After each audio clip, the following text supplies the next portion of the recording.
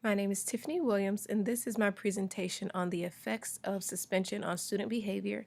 I'm working on my master's in educational leadership through Cornerstone University.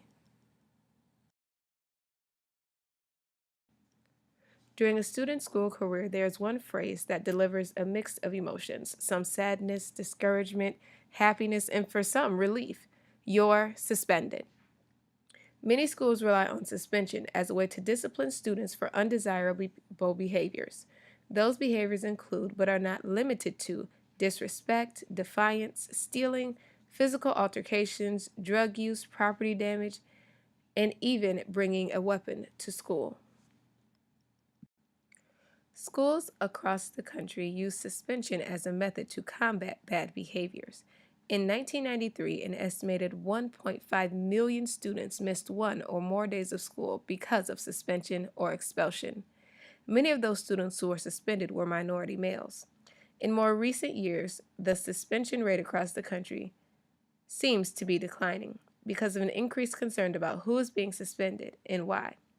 It is time to stop and think, what are the effects of suspension on student behaviors? Does suspension improve behavior in students, or does the behavior in students remain unchanged? Suspension does not change student behavior. In fact, it does more harm to students than good. Schools should find new ways of discipline that better tend to the needs of all students. Since many schools use suspension as a means of discipline, there must be a belief that this type of consequence will change student behavior, or at least prompt some type of change. Suspension removes students from school for a few days to allow the students and the staff to calm down, which in theory sounds great. How does suspension affect student behavior? A study was performed that asked students if they felt like their behavior improved after being suspended out of school. Quinn and Hemphill reported that 27% of students that were suspended said that it helped them and that they learned their lesson and would not be suspended again. Parents were also asked if they felt like their students' behavior improved, and many parents answered yes. Other parents felt that something else should be done within the school system to help. Not all students who are suspended go down a dark path of destruction, but many students who are suspended go on to attend college and live productive lives. So, for a small number of students, out of school suspension works.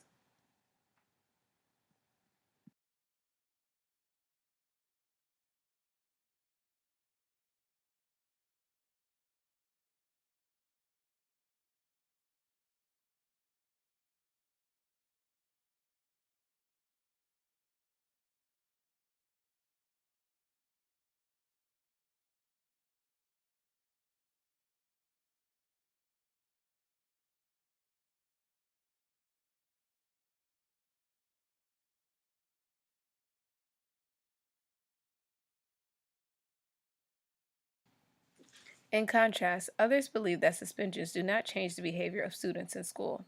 They continue to repeat the behaviors that got them suspended in the first place.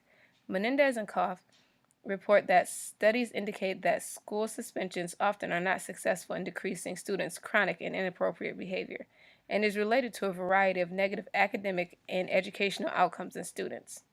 Many students see suspension as a way to get what they want, to go home. Students believe that if they can make their teacher mad enough, she will send them home, and they can miss school and do what they want. A large number of students who got suspended were left home unsupervised, free to do as they pleased. A survey showed that students who are suspended engage in activities such as playing video games, watching TV, chatting online, hanging out at the mall, as well as using alcohol and doing drugs while suspended. In recent years, there has been some concern about the students being suspended. Black males are at the top of the list of students being kicked out of school, and people are wondering why. Nearly 1 in 6 African American students were suspended during the 2009-2010 academic year, more than 3 times the rate of their white peers. A study also reported that in Pontiac, Michigan, for every 100 black students, 68 were suspended, and in Fort Wayne, Indiana, 56 out of every 100 black students were suspended. Many school districts have tried to come up with alternatives to out of school suspension. In-school suspension allows for students to still be in school, just not in their classrooms with their peers. Other schools are using positive behavior models like PBIS, positive behavior intervention and support, restorative justice practices, providing support and counseling for students who come to school and exhibit signs that they're experiencing trauma. Some schools still rely on out of school suspension and expulsion for serious behavior infractions, holding fast to zero tolerance policies for bullying, weapons, and drugs. Schools are hiring more staff to help with the behavior problems. Behavior specialists, social workers, and psychologists are employed by schools to offer students additional support with coping with issues that cause behaviors exhibited in class. The U.S. Supreme Court heard two court cases that focused on suspensions and the rights of students: Goss v. Lopez and Wood v. Strickland. In the case of Goss v. Lopez, amid racial tensions, several students were suspended for 10 days without a hearing and without notice. The Supreme Court decided that the students were not given due process. A hearing and a notice is necessary for long suspensions. In the case of Wood v. Strickland, 3 girls admitted to spiking the punch at an extracurricular school event. The girls were suspended for the remainder of the school year. The U.S. District Court sided with the school, but the Eighth Circuit Court shot down the ruling because of the lack of evidence. They ruled that student records should be expunged and they should return to school. The students then filed another lawsuit where they wanted monetary compensation. The Supreme Court ruled that they could not sue schools for money because they were protected under the qualified immunity. Recent laws and court cases tend to focus more on the overuse of suspension and zero tolerance policies. Fisher 2015 said, "Many believe that these zero tolerance educational policies in which students are suspended or expelled from school for minor violations are having disastrous effect on students across the country and are responsible for pushing many students out of school and into the hands of the juvenile justice system." The federal government also forced zero tolerance policies into all federally funded schools with the Gun Free Schools Act of 1994. The state of California is pushing to safeguard in place to protect students from the overuse of suspensions, especially for students whose only offense is disrupting class. If a student has a worse offense, they are still allowed due process and the right to an education. In some cases, the school has to provide another way to educate students.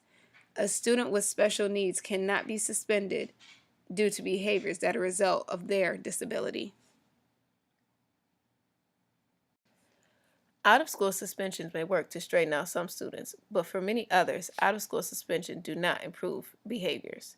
In fact, many studies have shown that suspensions out of school are more damaging to students. Students who are suspended are more likely to be suspended again.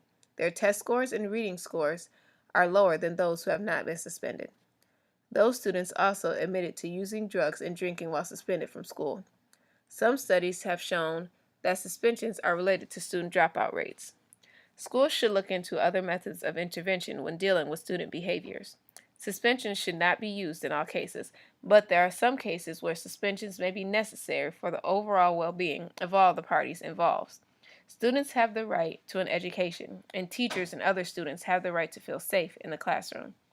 Out-of-school suspensions is a temporary solution to problems that are potentially permanent in student lives. Suspension does not help students' behavior.